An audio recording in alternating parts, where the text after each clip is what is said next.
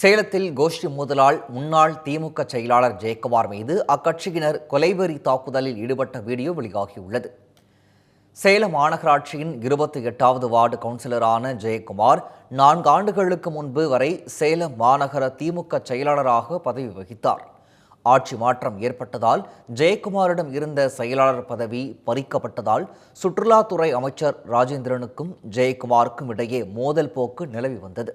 இந்த நிலையில் வீட்டில் தூங்கிக் கொண்டிருந்த ஜெயக்குமாரை வெளியே வரவழைத்து திமுகவினர் கத்தியால் தாக்கி கொலை முயற்சியில் ஈடுபட்டுள்ளனர். அப்போது அவரது மனைவி மற்றும் மகன்கள் ஜெயக்குமாரை வீட்டிற்குள் தள்ளி பூட்டியதால் ஜெயக்குமார் உயிர் தப்பியுள்ளார். இந்த நிலையில் ஜெயக்குமாரை திமுகவினர் கத்தியால் தாக்க முயன்ற வீடியோ சமூக வலைதளங்களில் வெளியாகி வைரலாகி வருகிறது.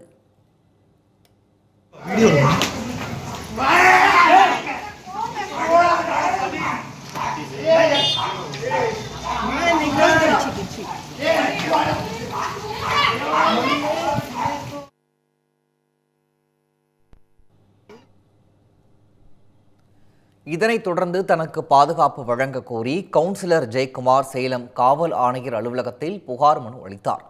அப்போது செய்தியாளர்களிடம் பேசிய அவர், தனக்கும் தனது ஆதரவாளர்களின் உயிருக்கும் ஆபத்து ஏற்பட்டால் அதற்கு அமைச்சர் ராஜேந்திரன் தான் காரணம் என பகிரங்கமாக குற்றம் சாட்டினார்.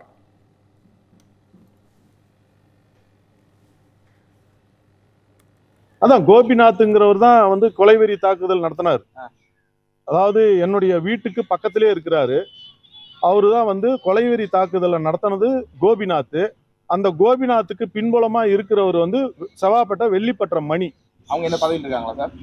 அந்த கோபிநாத் என்ன பதவியில் இருக்கிறாருன்னு தெரியலைங்க சார். வெள்ளிப்பற்ற மணிங்கிறவரும் எந்த பதவியும் இல்லை. ஆனா மிகப்பெரிய செல்வாக்குள்ளவரா இருக்கிறார். அது எப்படின்னு எனக்கு தெரியல.